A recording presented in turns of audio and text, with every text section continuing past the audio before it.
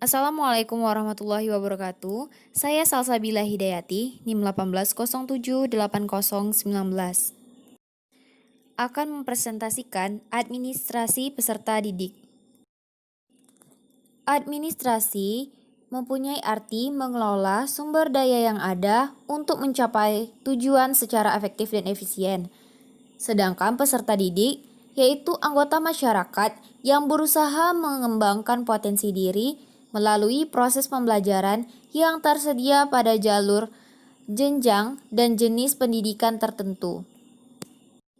Jadi, administrasi peserta didik adalah suatu proses pengaturan terhadap peserta didik. Itu bukanlah dalam bentuk kegiatan-kegiatan pencatatan peserta didik saja, melainkan meliputi aspek yang luas agar tercapai tujuan pendidikan secara efektif dan efisien. Ada 8 proses administrasi peserta didik. Yang pertama, perencanaan dan penerimaan peserta didik baru.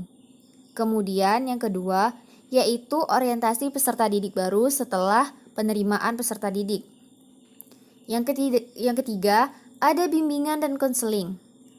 Keempat, pengaturan disiplin dan tertib sekolah. Kelima, pengelompokan peserta didik dan tata cara menentukan kedudukan peserta didik dalam kelompok. Yang keenam, pengelolaan kelas. Yang ketujuh, pencatatan data peserta didik. Kemudian, yang kedelapan, kenaikan kelas dan EPTA. Instrumen administrasi peserta didik yaitu ada 2, manual dan elektronik. Manual yaitu ada buku induk siswa, buku kleper, daftar presentasi, daftar mutasi peserta didik, buku catatan pribadi peserta didik, daftar nilai, buku lege, buku raport. Dan yang elektronik ada buku induk siswa, buku kleper, daftar mutasi peserta didik, buku catatan pribadi peserta didik, dan daftar nilai. Instrumen elektronik memiliki keunggulan daripada yang manual, yaitu lebih cepat. Kemudian lebih teliti atau accuracy, yaitu lebih akurat dan lebih teliti. Kemudian kapasitasnya lebih besar daripada yang manual.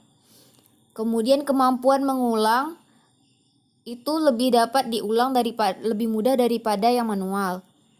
Kemudian mudah mengupdate atau memperbarui data. Lalu mempermudah untuk mengirim dan menerima data. Adapun peran guru dalam administrasi peserta didik, yaitu guru ikut terlibat dalam administrasi peserta didik, terutama pada kegiatan pengelompokan peserta didik dan tata cara menentukan kedudukan peserta didik dalam kelompok. Kemudian, guru melakukan pengelolaan kelas sebagaimana kelas yang damai, yang bagus, kemudian kenaikan kelas dan EPTA. Demikianlah presentasi administrasi peserta didik dari saya. Saya ucapkan terima kasih. Wassalamualaikum warahmatullahi wabarakatuh.